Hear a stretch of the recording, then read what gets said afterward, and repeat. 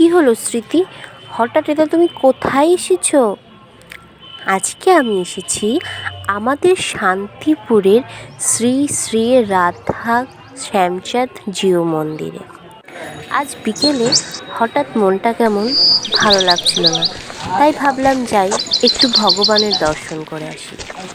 আর আমাদের শান্তিপুরে তোমরা তো জানোই ভগবানের দর্শনে অভাব হয় না, কারণ আমার বাড়ির থেকে বেরিয়েই একটুখানি এগিয়ে গেলেই শ্যামচাঁদ মন্দির, তারপরে আরও তো কত শত মন্দির আছে। তাই ভাবলাম যাই একটু শ্যামচাঁদ মন্দিরেই ঘুরে আসি।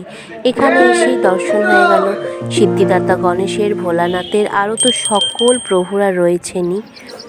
তো চলো তোমরাও আমার সঙ্গে দর্শন করো। কিন্তু একটা কি বাজে বিষয় হয়েছে জানো, আমি যখন গেছি মানে এই 3টে নাগাদ, 3টেই হবে, তখন সমস্ত ভগবানদের মন্দিরে পর্দা দেওয়া ছিল। আমি আর দর্শন করতে পারিনি। সেই জন্য আমি থেমে থাকিনি, কারণ তখন তো আমি চলে এসেছি। পরে আমি আবার গেছিলাম, যে ভগবানের দর্শন হবে না এটা তো কখনো হতেই পারে না, যেহেতু আমার মন আজকে চেয়েছে ভগবানের দর্শন করতে।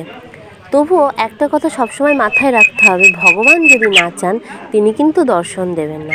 সেই কারণে দেখুন না, আজকে একবার গেলাম কিন্তু উনি কিন্তু দর্শন দিলেন না, ওনাকে দর্শন করার জন্য আমাকে কিন্তু আবার যেতে হয়েছিল। যাই হোক, এখানে আর একটু বাদেই ভাগবত পাঠ শুরু হবে, তাই জন্য অনেক মানুষ অপেক্ষাও করছিলেন।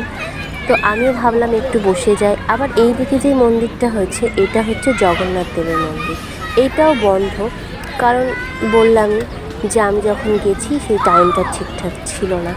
তবুও সকলে ভগবানকে প্রণাম করো।